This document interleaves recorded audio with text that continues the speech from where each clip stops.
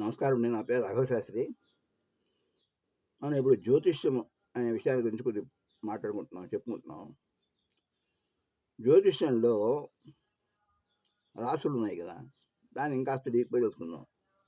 ఎందుకంటే ఇది కొద్దిగా ప్రశ్నాశాస్త్రం, జ్యోతిష్యంకి ప్రశ్నాశాస్త్రానికి సంబంధం ఉంది.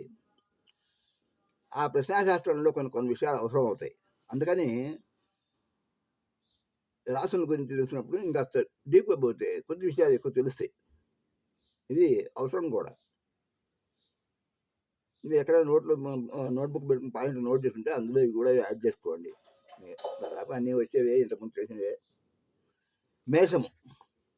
మేషానికి అధిపతి కుజుడు. ఇది చరరాశి. రాసులు చర, స్థిర, ద్విస్వభావ రాసులు అని 3 రకాలు ఉన్నాయి. చరరాశి. తర్వాత ఈ రంగు ఎరుపు రంగు. మేషరాశికి సంబంధించిన కుజుడికి సంబంధించింది ఎరుపు రంగు ఇది. దీనికి అధిపతి కుజుడైనప్పటికీ ఇష్టమైనటువంటి దేవుడు ఎవరంటే షణ్ముఖుడు. సుబ్రహ్మణ్య స్వామి అనుకోండి. లేకపోతే ఇది ఏ దిక్కుకు సంబంధించింది అంటే తూర్పు దిక్కుకు సంబంధించింది. మేషము తూర్పు దిక్కుకు సంబంధించింది. ఇక వృషభానికి వస్తే వృషభానికి శుక్రుడు అధిపతి చెప్పుకున్నాం. ఇది చర, స్థిర. ఇది స్థిర రాశి. చరం అంటే కయ్యేది, స్థిరం అంటే స్థిరంగా ఉండేది. ఇంతకు మీకు తెలుసు కదా. ఇది తెలుపు రంగు. వృషభ రాశి తెలుపు రంగుకు సంబంధించింది.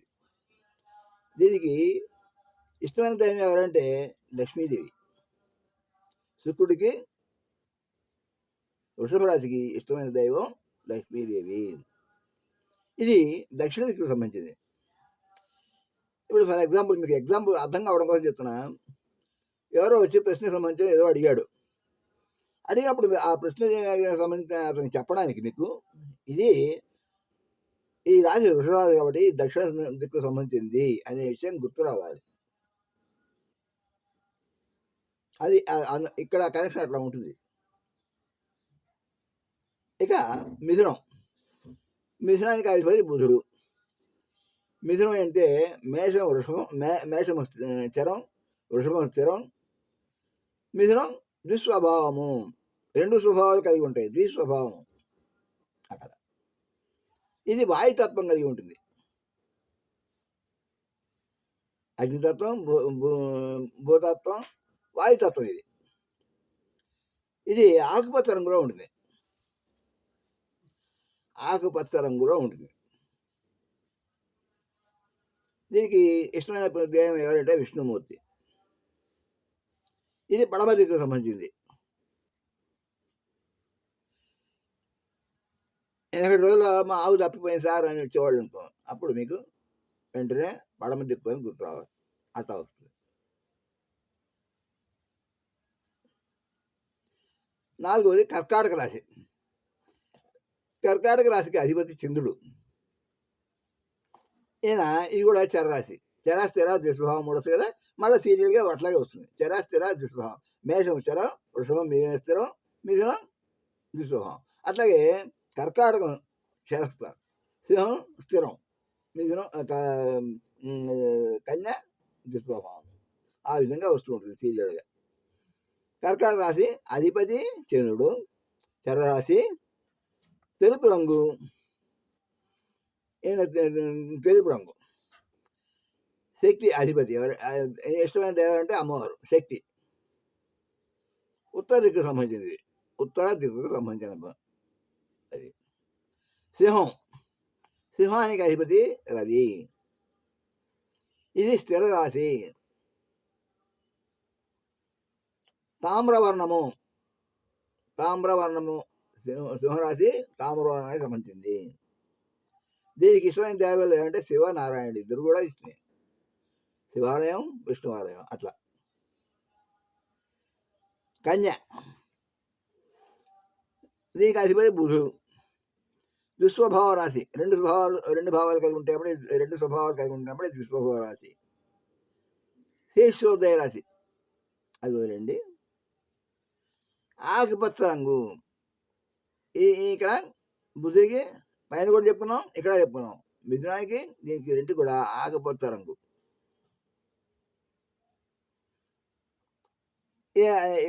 ఇష్టమైన దేవి ఎవరంటే విష్ణుమూర్తి.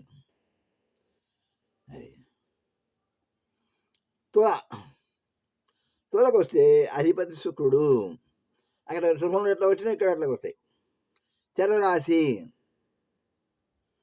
అక్కడ వృషభంలో స్థిరరాశి, ఇక్కడ చరరాశి. ఇది వాయుతత్వము. తెలుపు రంగు ఉంటుంది. ఇందాక తెలుపు రంగు, ఇక్కడ తెలిపే. ఇక అమ్మవారు ఎవరంటే లక్ష్మీదేవి.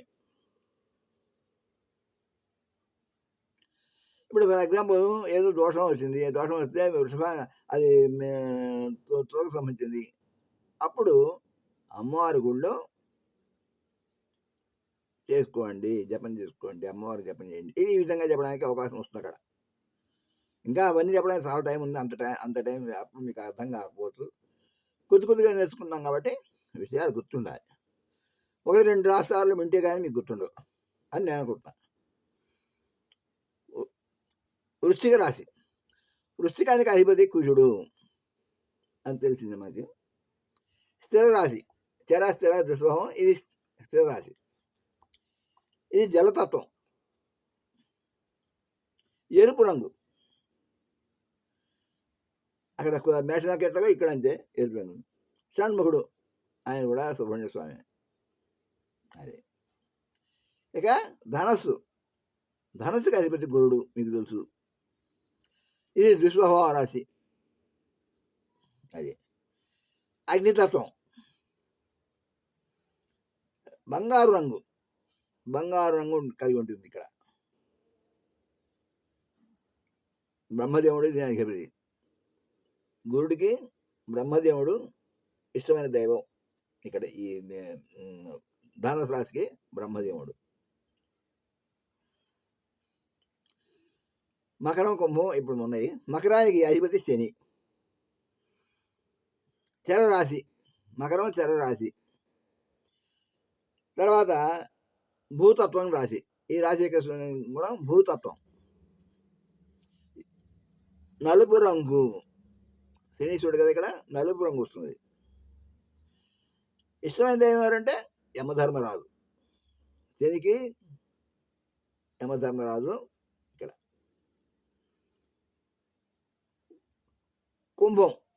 కుంభానికి కూడా శని అధిపతి. స్థిర రాశి ఇక్కడ. ఇందాక చరం, ఇది స్థిరం. ఇది కూడా వాయుతత్వమే. నలుపు రంగు. ఇది కూడా యమధర్మరాజుకి ఇష్టమైనటువంటి రాశి.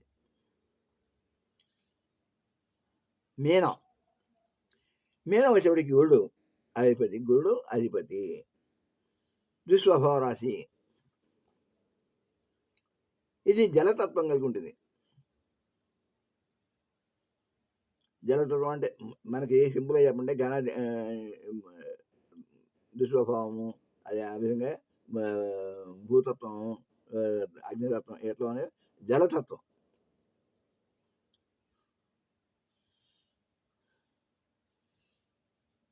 బంగారు రంగు. బ్రహ్మదేవుడు ఇష్టమైన దైవం.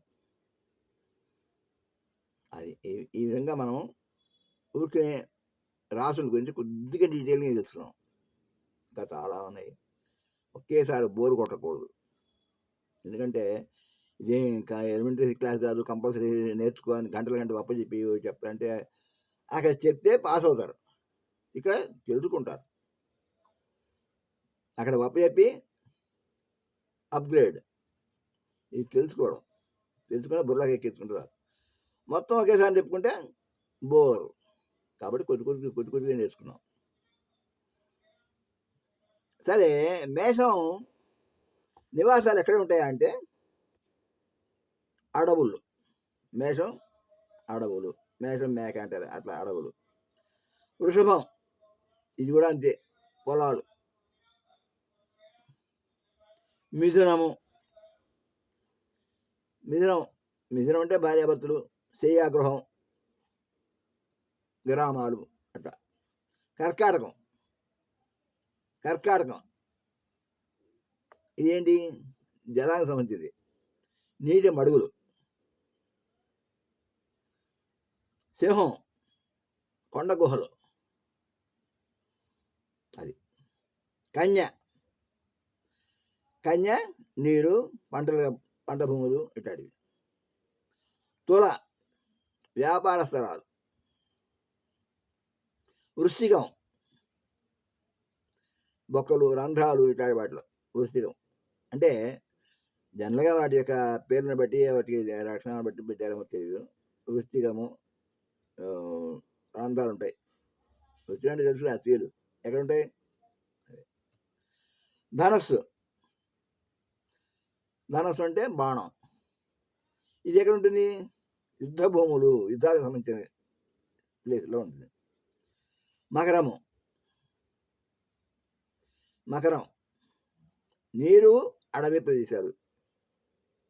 కుంభం కొండలు, మట్టి ప్రదేశాలు, కొండలు తయారు చేసే స్థలాలు ఇలాంటివి. మీనము నీటి ప్రదేశాలు. ఇది అప్రాక్సిమేట్గా ఒక ఐడియా ఉండటం కోసం నేర్చుకుంటే పెద్దవాళ్ళు చెప్పిన సిద్ధాంతం ఇది.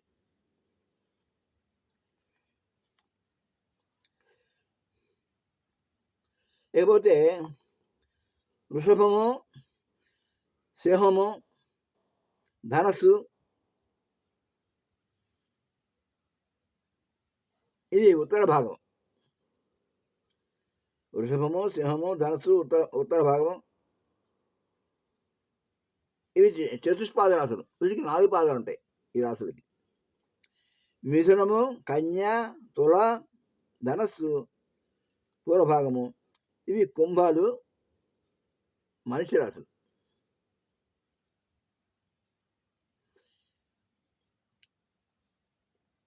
కర్కాటకము, వృశ్చికము, మీనము కీటక రాశులు. ఇవి కీటకాలకు సంబంధించిన రాశులు.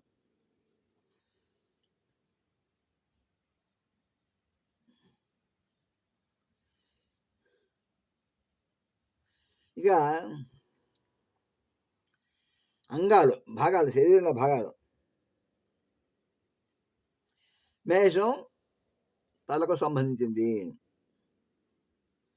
వృషభం బాగా పాడుతున్నాం. మేషం తల, వృషభం ముఖం, గొంతు. మిథునం మెడ, చేతులు, మిథునము. కర్కాటకం గుండె. దీని ఇంపార్టెన్స్ ఎంత ఉందో మీకే తెలుస్తుంది. సింహము ఉదర భాగం. సింహం పొట్ట, లివర్. కన్య నడుము సంబంధించింది. అంటే ఇప్పుడు డాక్టర్లు దగ్గరికి పోతారు, ఏ శరీరానికి సంబంధించిన భాగం ఇది? అట్లాగే జ్యోతిషానికి వస్తే ఈ భాగం ఏ శరీరానికి సంబంధించింది, ఏ పాత్రకు సంబంధించింది అనే విషయం అవసరం అవుతుంది. ప్రశ్నశాస్త్రంలో కానీ వైద్య శాస్త్రానికి సంబంధించినప్పుడు కానీ ఇది అవసరం అవుతుంది. తుల కటి ప్రదేశం. బొడ్డు కింద భాగం అంతా కటి ప్రదేశం అంటారు. మొలతాడు అది భాగం. వృశ్చికం మర్మావయాలు, సీక్రెట్ ప్లేసెస్. ధనస్సు తొడలు, ఉరుములు. మకరము కాళ్ళు. ఇప్పుడు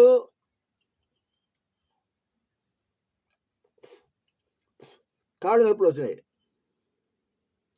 మకరానికి సంబంధించినటువంటి రాశి, అక్కడ ఉన్నటువంటి అధిపతి, అక్కడ ఉన్న గ్రహాలు ఇట్లా సంబంధించి వస్తాయి. ఆ గ్రహాల దోషం వల్ల నీకు మోకాళ్ళ నొప్పులు వచ్చినాయి, కాళ్ళు నొప్పులు వచ్చినాయి, నీకు అందువల్లనే తలనొప్పి వచ్చింది, ఆ గ్రహాన్ని శాంతి చేసుకో. ఇంకా డీప్గా పోతే అట్లా చెప్పాలి.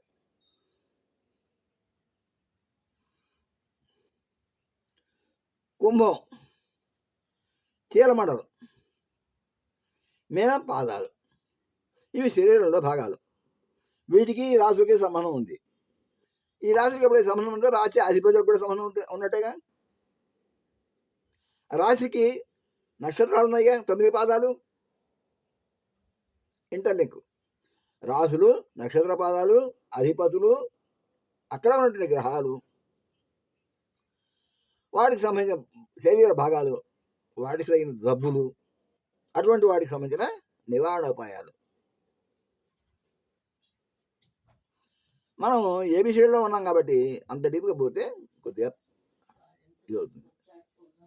కాబట్టి శరీర భాగాలు ఏమేమి ఉన్నాయి, వీటి వల్ల జబ్బులు వస్తే ఏ పార్టీకి సంబంధించింది, ఏ అధిపతికి సంబంధించింది, కారకులు ఎవరు, ఇట్లా కొద్దిగా మొదట్లో చెప్పుకున్నాం. జ్యోతిషానికి మ్యాథమెటిక్స్, ఈ చేత వింటే ఈ చేత మర్చిపోకూడదు, ఈ మధ్యలో స్థిరంగా ఉండాలి, జ్ఞాపకశక్తి పెంచుకోవాలి, క్యాల్కులేషన్స్ ఉండాలి. క్యాల్కులేషన్స్ లేకపోతే ఏ పని చేయదు. జ్యోతిషానికి లెక్కలకి చాలా దగ్గర సంబంధం ఉంది.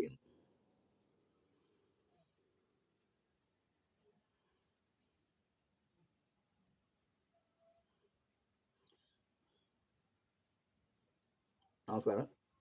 రాసుల గురించి కొద్దిగా పరిచయం చేసుకున్నాం. జ్ఞాపకం పెట్టుకొని ప్రాక్టీస్ చేసుకుంటే, ఒక నోట్బుక్లో రాసుకొని ప్రాక్టీస్ చేసుకుంటే చాలా బాగుంటుంది. కేవలం వింటే హరికథ కాలక్షేపమే, ఈ చేత వింటాం, ఈ చేత మర్చిపోతాము. అది ప్రాక్టీస్ చేసుకుంటే మనకే మంచిది. అసలు జ్యోతిష శాస్త్రం అంటేనే ఇంట్రెస్ట్ ఉండాలి. ఇంట్రెస్ట్ లేకపోతే ఎవరికి అర్థం కాదు, బోర్ కొడుతుంది. కాస్త ఇంట్రెస్ట్ పెంచుకోండి. పామరుడికి కూడా ఉత్సాహాన్ని కలిగించేటువంటి సబ్జెక్టు జ్యోతిషం. ఏమి చేయవాడు కూడా రాసులు, గ్రహాలు, నక్షత్రాలు ఇవన్నీ తెలుస్తాయి, వారాల పేర్లు ఇవన్నీ తెలుసు కదా. అదేవిధంగా దాన్ని ఏ విధంగా క్యాల్కులేట్ చేస్తే మన జీవితం ఎట్లా ఉంటుంది, మనం ఎదుటివాడికి చెప్పడమే కాదు, మనం కూడా ఆచరించాలి. ప్రతివాడికి కష్టం, సుఖం, మంచి చెడు ఉంటాయి. అప్పుడు మనం కొన్ని మంచి చేసుకోవాలా, చెడు చేసుకోవాలి, ఏ గుడికి వెళ్ళాలి, ఏ అమ్మవారికి పూజ చేసుకోవాలా, ఏ గ్రహానికి ఏ శాంతి చేసుకోవాలి, ఇవన్నీ కొద్ది తెలుసుకుంటే మన జీవితం బంగారు బాటగా ఉంటుంది. నమస్కారం, ఉంటాను. Thank you.